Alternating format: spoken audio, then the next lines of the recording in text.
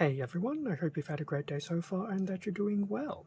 For this video we will be going through a unboxing and review of Voyager class Rhinox. And this particular version of Rhinox is out of the Transformers Rise of the Beasts main figure line. So prior to this particular unboxing and review of Rhinox, I was looking through all the currently available deluxe classes. So with that all being done and dusted, it was time to move into the Voyagers, and I thought I would start off with Rhinox. That being said, it does mean that Optimus Primal and Optimus Prime are yet to be done, so definitely keep an eye out for those. Be very interesting to see if we do get a few more releases within the main line. Classic example would be whether we end up getting a Scourge and a Battle Trap. And if we do, can't imagine they'll be any better than their Studio Series release, but anyway. Front of the packaging for Rhinox. We have a nice shot of Rhinox in his beast mode in CGI art. I will admit I actually do quite like the look of it. It's a nice combination of the technological biomechanical look with some of the actual look of a more contemporary animal beast mode. So it is very cool looking. Now we do get to see Rhinox in his robot mode there. I will admit I'm a little bit on the fence regarding his face. It's okay, but I don't know, the more I look at it, it kind of reminds me of the face of a Sentinel. It's just that weird expressionless look. But anyway. Side of the packaging. Other side, which doesn't do much. Back of the box, so we have Rhinox in his robot mode and his beast mode, 21 steps of conversion, and he actually does get to have his 2 chain guns again. Very nice. Now I have no idea how accurate to the film that is, and even what day is it now? So today is probably the 4th of June in terms of recording. I don't know when this will actually go live. It will be obviously after, and possibly just in time for the global release date. But I live in Australia. I don't get to see it until the end of the month, at best. So, yeah, we'll see how that goes. Anyway, back of the box. I'm also dubious about whether attaching chain guns to side of beast modes are useful, but it's nice that it can be done. It just looks weird. Okay, box done. Time to get Rhinox out, have a better look at things, his beast mode, his robot mode, and everything in between. And with the Rhinox out of its packaging, what do we have? So we have 2 weapon accessories, and they actually have a bit of bulk to them, unlike the Kingdom figure of Rhinox. We do have a little attachment for Rhinox's horns for his beast mode, so no doubt that'll just be an easy attach and forget about it. Rhinox himself and his manual. So before we get too carried away, now I'm going to assume, so if that's the Rhino head right there, and based on where the tab is, it should just be a case of doing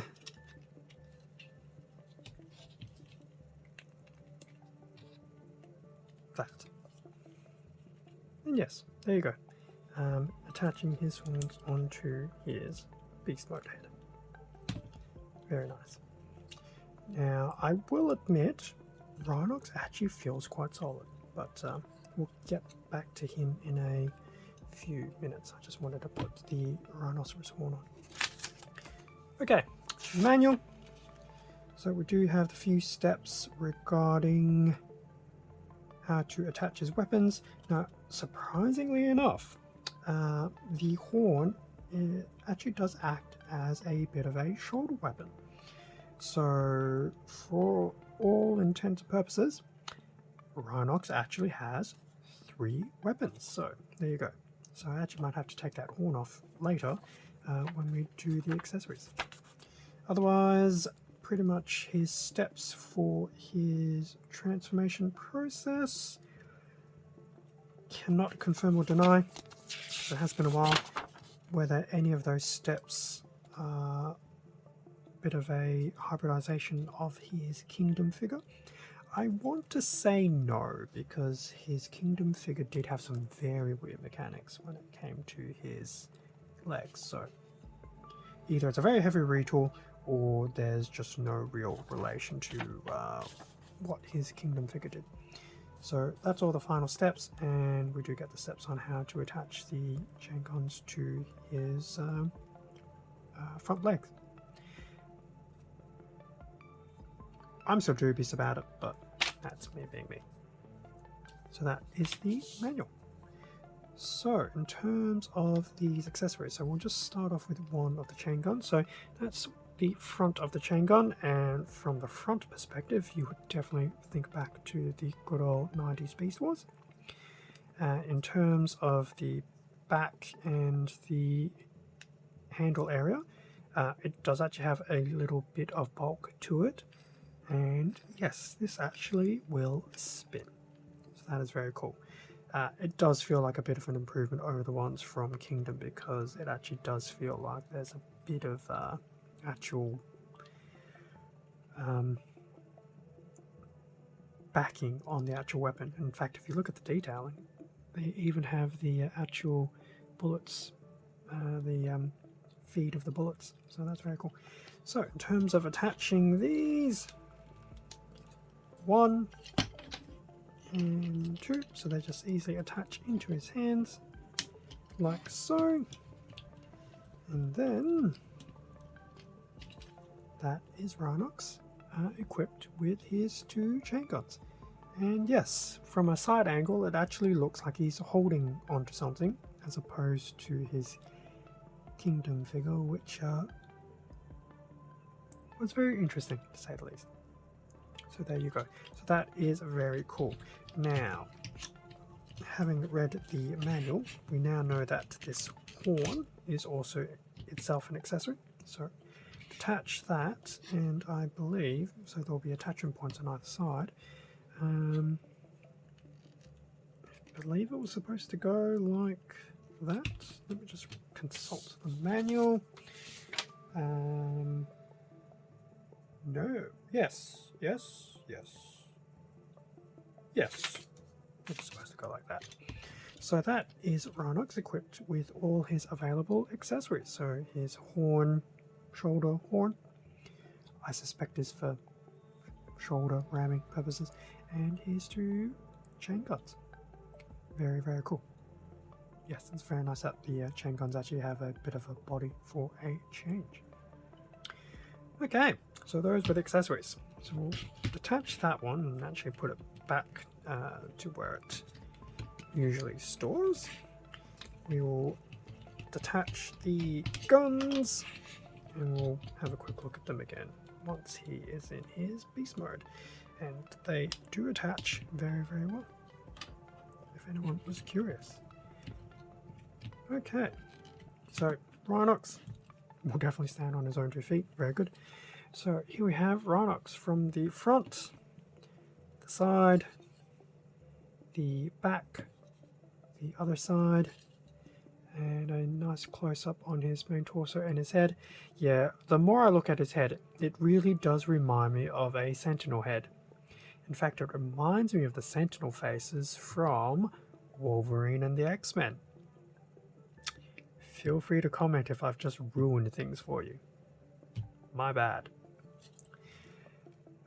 So that was a nice little close-up. Now, in terms of colors for Rhinox, it's very 2.5 tone. So he has this very... what type of color would you call his primary color? I wanted to say brown, but I don't think that's correct. It's definitely not terracotta either.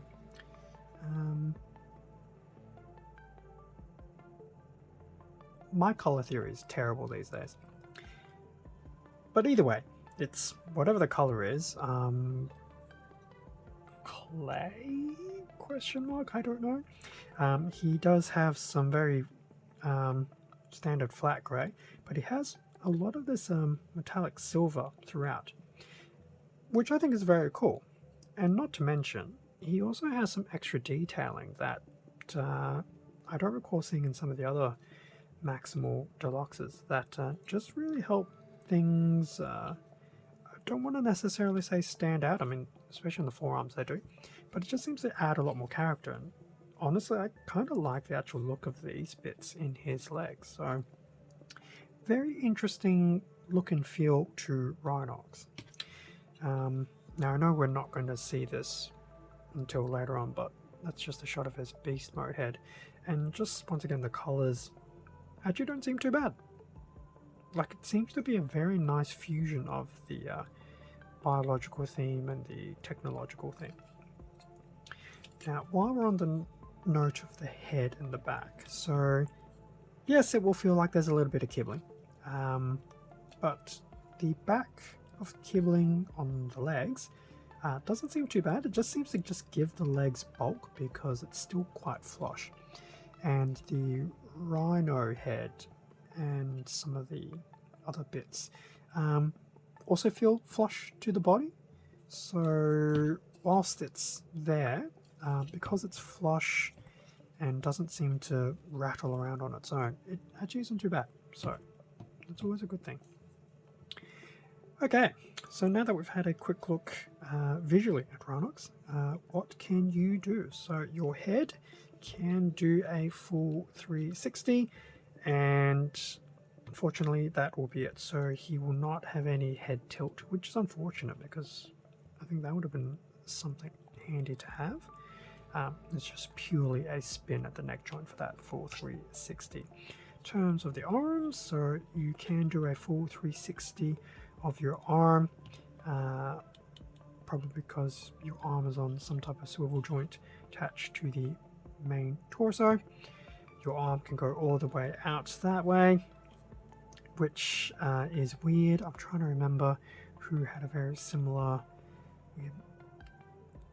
I'll say mechanic as opposed to a gimmick. It's not so much a gimmick, it's more of the mechanic of the arm. It does look quite weird though, especially when you do the arm there and that sticks out there, but it's nice to know that can be done. But obviously at the same time, because we know it does the 360, your arm could go front and back like so. While we're here, is there any... So there is spin just right above the shoulder here. So if I was to just do that, just to prove that there's a bit of that spin, which is very nice. It's very tight, so be very careful with that. In terms of the elbow, stand to 90 degrees. Doesn't seem to go back, and that is pretty much the rest of the arm movement. So in terms of the arm, very stock standard. Now I have noticed you can press in his arms all the way that way, which will definitely make him look like he is just very rigid in more ways than one. So yes, when you're doing his arms, don't push them all the way in, so you can still get some actual form of loose expression with those arms. Now, before we get onto the legs, do you have a waist swivel? And I guess I will just move that bit out ever so slightly. So yes, there is a waist swivel for a full 360, which is very cool. Because I did lift up this section here at the back of the head, that's allowed the full 360 to occur without any incident.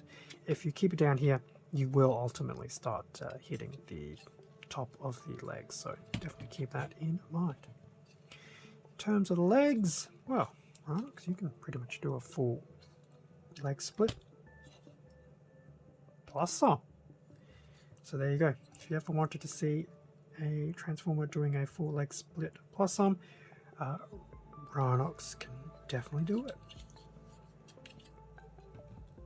In terms of your legs, definitely go all the way out to the front. Can go all the way to the back, but in doing, well, to do that I have brought it out to the side a little bit so it doesn't hit things. We already know that it can do the full split, so of course the leg can go out. There's also a bit of spin there in the actual hip joint as well. It will not do a full 360 because it will ultimately hit things, but that's nice to know if for whatever reason you want to do spin the legs around, which could also be part of the transformation.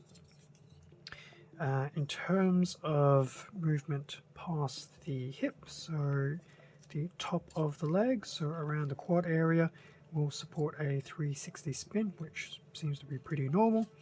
In terms of the knee, so if I bring that, the knee will support pretty much a 90-degree bend, which is good.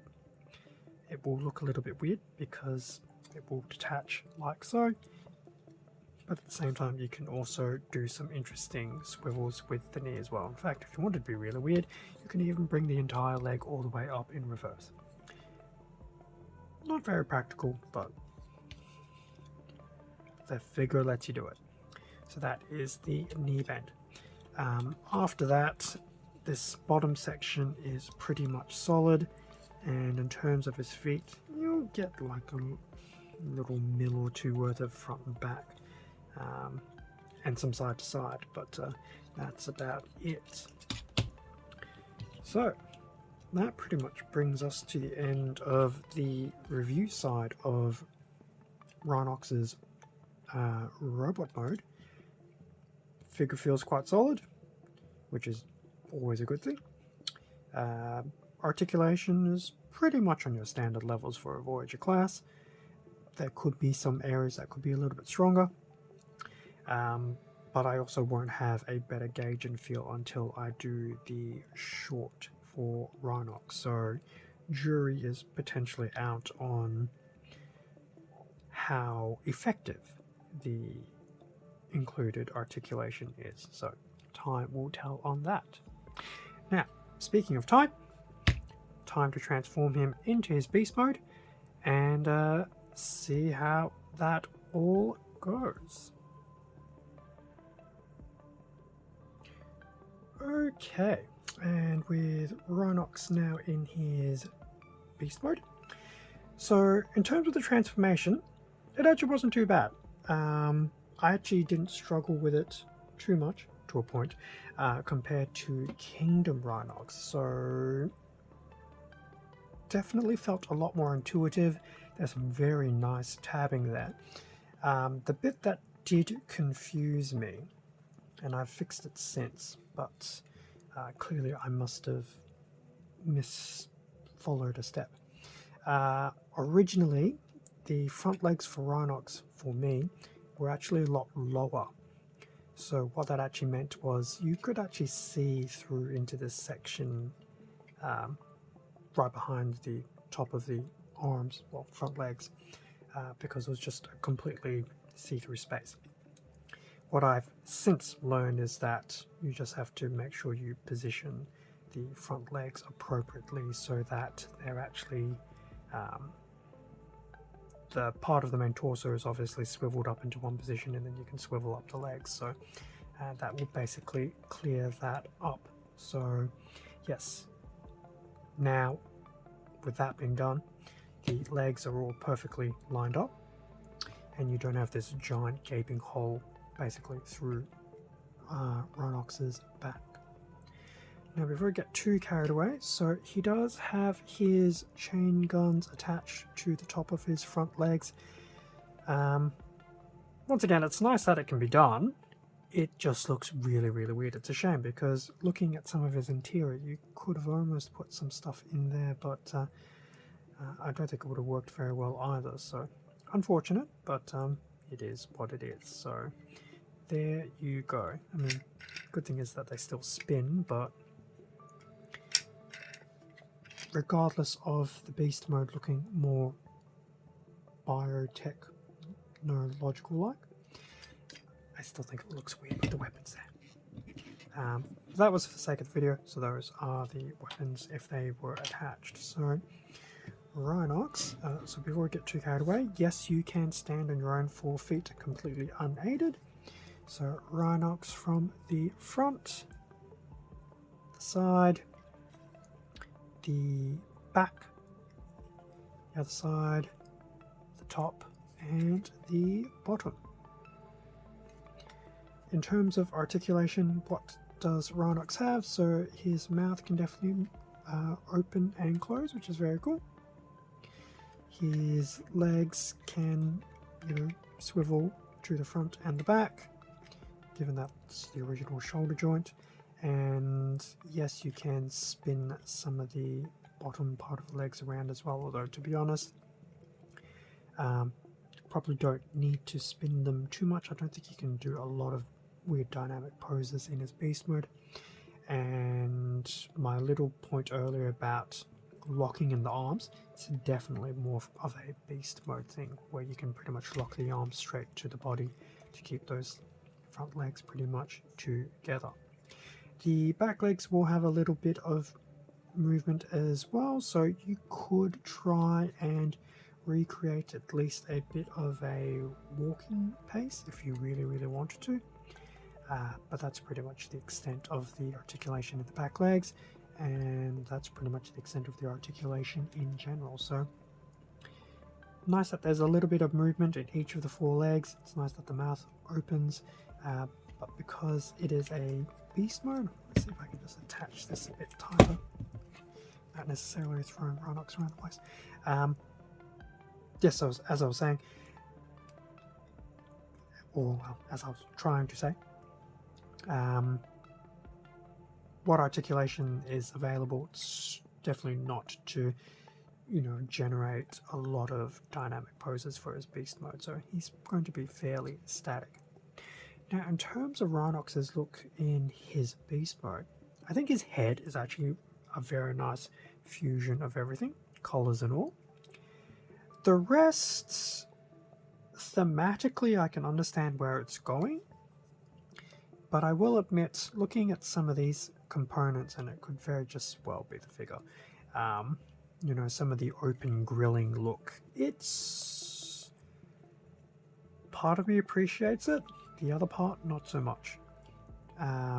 So it'll definitely come down to your personal preferences as to how well you receive some of these. I mean, if you look at that, whilst it was nice in robot mode, in the beast mode you can effectively see straight all the way through, so it may be not your thing from a beast mode perspective. The ones on the back aren't too bad because you can't necessarily see through them, but you try hard enough, you will. So yes, that's pretty much Rhinox's beast mode. It does actually remind me of King